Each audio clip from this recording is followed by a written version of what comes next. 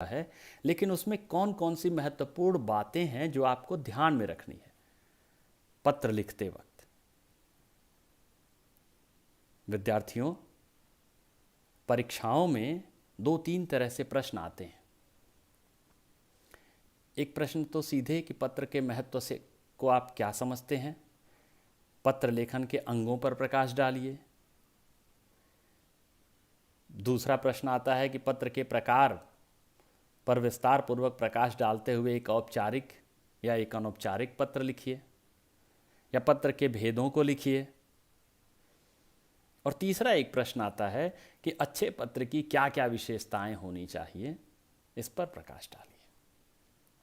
एक और पत्र जो हमें अभी भी जीवन में सेकेंड ईयर में भी वो है और थर्ड ईयर में भी है, वो है कि पत्र का प्रारूप प्रस्तुत कीजिए। कोई एक कभी कभी 2 तरह के प्रश्न आते हैं। एक आता है कि कोई एक विषय दे देता है कि इस विषय पर आप स्थानीय संपादक को पत्र लिखिए, या इस विषय पे प्राचार्य को पत्र लिखिए, या इस विषय पे अपने मित्र को पत्र लिखिए, इस विषय पे आप अपने पिता को पत्र लिखिए।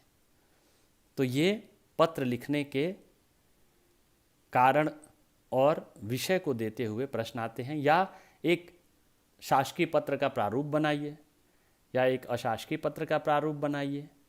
ऐसे प्रश्न भी आते हैं, हमें इनके लिए तैयार रहना होगा। इस वीडियो के बाद आप इन सभी प्रश्नों के जवाब देने के योग्य हो जाएंगे, ऐसा मैं उम्मीद करता हूँ। साथ में आपको अपनी किताब में अध्ययन करके नोट्स तैयार करेंगे। तो सबसे पहले हम पत्र लेखन के अंग के बारे में बात करेंगे। आप लोगों ने पत्र देखा होगा, पढ़ा होगा, सुना होगा, थोड़ी बहुत पत्र के प्रकार, पत्र के तरीके, पत्र के प्रारूप से परिचित होंगे। आप सभी कॉलेज में आ चुके हैं, स्कूलों में कभी न कभी प्राचार्य को कोई न कोई पत्र लिखा होगा। स्कूलों के पाठ्यक्रम में मित्र को पत्र, पिता को पत्र आदि जरूर लिखा होगा। तो एक मैं ऐसा मान के चल रहा हूं कि आपको पत्र के प्रारूप का पूर्व ज्ञान है। उस पूर्व ज्ञान के आधार पर मैं कुछ बातों पे चर्चा करूंगा जिसको आपको ध्यान में रखना है। पत्र लेखन के मुख्यतः 7 अंग होते हैं।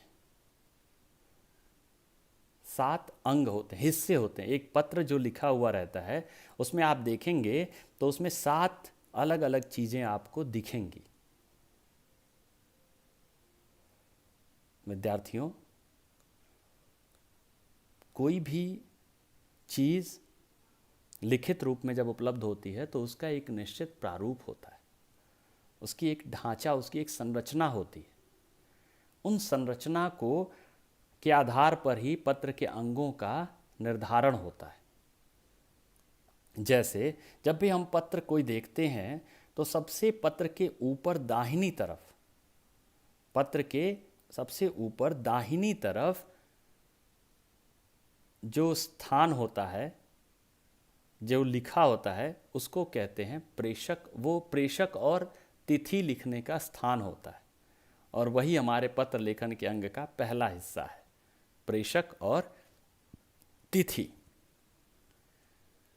इसमें क्या करना है कि इसमें हमेशा क्या लिखा रहता है, प्रेषक का पता। प्रेषक मतलब जो जिसने पत्र भेजा, प्रेषिती मतलब जिसको पत्र मिला। तो प्रेषक जिसने पत्र भेजा उसका पता।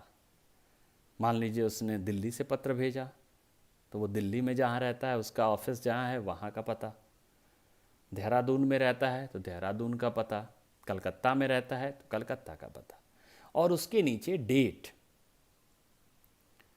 दिनांक, दिनांक से निर्धारित होता है कि किस समय वह पत्र भेजा है। ये हर एक चीज़ जो उसमें पत्र में अंकित होती है वह बहुत मूल्यवान होती है, उसका एक महत्व होता है, उसका एक मतलब होता है। तो पत्र देखते ही हमें समझ में आ जाना चाहिए कि ये पत्र कहाँ से आया है, उसका उद्देश्य क्या है।